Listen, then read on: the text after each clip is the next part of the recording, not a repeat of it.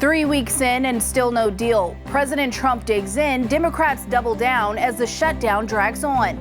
Plus, Trump wants payback, literally, why he's demanding more than $200 million from the Justice Department. And the Louvre is open this morning, but the jewels still missing. The hunt is on for the thieves behind the heist that shook Paris. The stories that matter, clear and credible, from across the country to around the world. These are your unbiased updates from Straight Arrow News. Hello, everyone. I'm Kaylee Carey, in today for Craig Negrelli. This morning, the government shutdown hits 3 weeks with still no end in sight. Top Republican leaders met with President Trump over lunch at the White House Tuesday and came out united in their decision to stand firm. Trump told GOP senators not to back down, insisting Republicans will not be extorted by Democrats who want health care concessions before reopening the government. The Senate has now failed 11 times to pass a short-term bill that would keep the government open through November 1st. We will not be extorted on this crazy plot of theirs. They've never done this before. Nobody has. You always vote for an extension. Democrats are pushing back, urging the president to get personally involved as a critical deadline approaches. If Congress doesn't act by October 31st, millions of Americans will see higher premiums when open enrollment begins November 1st. The decisions made or not in the next 10 days will determine whether working families can afford their health care next year.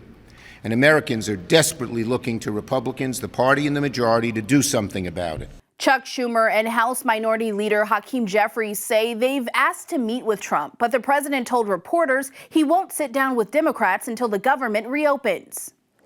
Now to the tenuous ceasefire in Gaza. Israel's military says Hamas returned the remains of 2 more hostages late Tuesday. It's another step toward honoring the ceasefire deal, which requires Hamas to return all remaining hostages, both living and dead. And while that process has been fraught, Vice President J.D. Vance says the truce is actually going better than he expected. He's in Israel this week with Special Envoy Steve Witkoff and President Trump's son-in-law Jared Kushner, the architects of President Trump's peace plan. The trip is aimed at keeping the deal on track and preparing for Phase 2, which focuses on reconstruction and security in Gaza. Look, I think that we are 1 week into President Trump's historic peace plan in the Middle East, and things are going, frankly, better than I expected that they were. This is a very, very tough situation. You have 2 peoples, 2 enemies who have fought a very tough conflict against each other. You have a terrorist organization on one hand that murdered a lot of innocent people.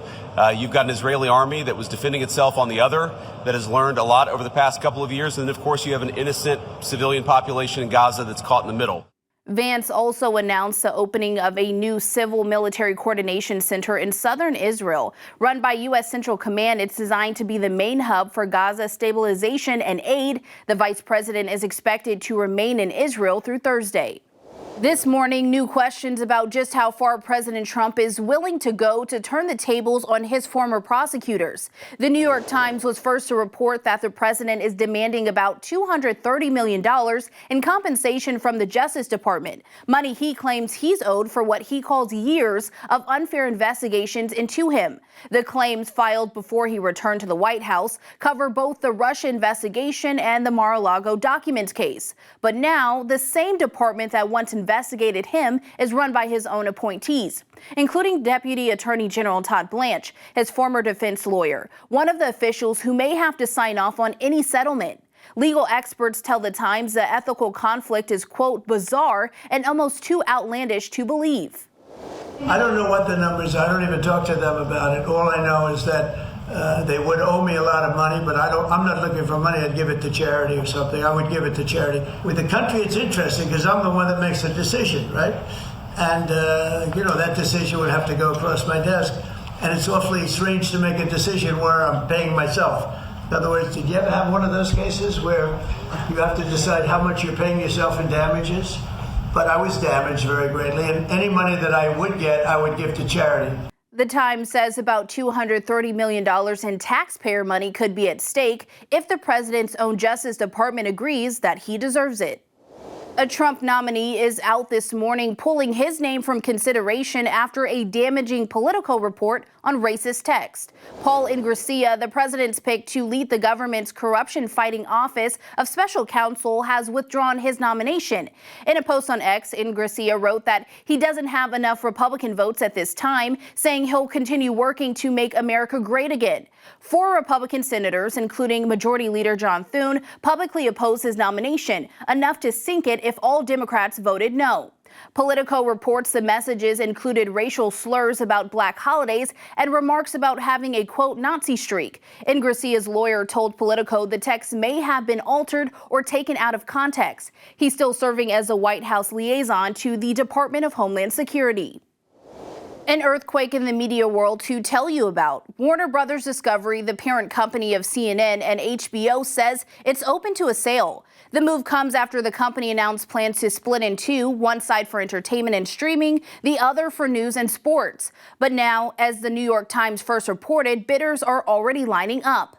Among them, David Ellison, who just took control of Paramount and recently spent $150 million buying Barry Weiss's Free Press and made her editor-in-chief of CBS News. If that deal goes through, it would put CNN and CBS under the same roof, 2 of America's legacy news brands in one empire. Warner Brothers Discovery CEO says the company is reviewing alternatives after getting unsolicited offers. Other potential suitors include Netflix and Comcast, according to CNBC. For CNN, it's the latest turn in a long string of ownership changes and an uncertain question: who owns the future of that news organization? The Louvre is open again this morning, but its most prized treasures are still missing. Police say the jewels stolen in that Hollywood-style heist are worth, get this, more than $102 million. That's not including their historic value to France. Investigators say the thieves used a basket lift to scale the museum's facade, cut through a window, and smash their way into the Apollo Gallery, all in under 8 minutes. 8 imperial pieces were taken, including a sapphire tiara, emerald necklace, and a corsage brooch belonging to Empress Eugenie, the wife of Napoleon III. France's cultural minister called it a wound for the nation, saying the Louvre is more than a museum. It's the soul of French culture. Still, the museum reopened this morning, crowds back under that glass pyramid, a symbol perhaps that even in the face of theft, the lights of Paris don't go out for long. And finally this morning, a little magic from the Oregon Zoo. It's the zoo's annual squishing of the squash, where elephants turn into pumpkin smashing machines. They get giant gourds, some weighing hundreds of pounds, donated by local growers who specialize in monster vegetables.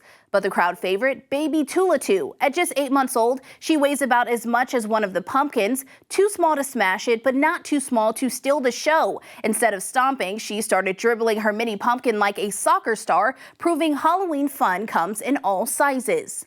Before we head out, here's what we're tracking today. In Illinois, opening statements begin in the murder trial of Deputy Sean Grayson, accused of shooting Sonia Massey, an unarmed woman who called 911 for help.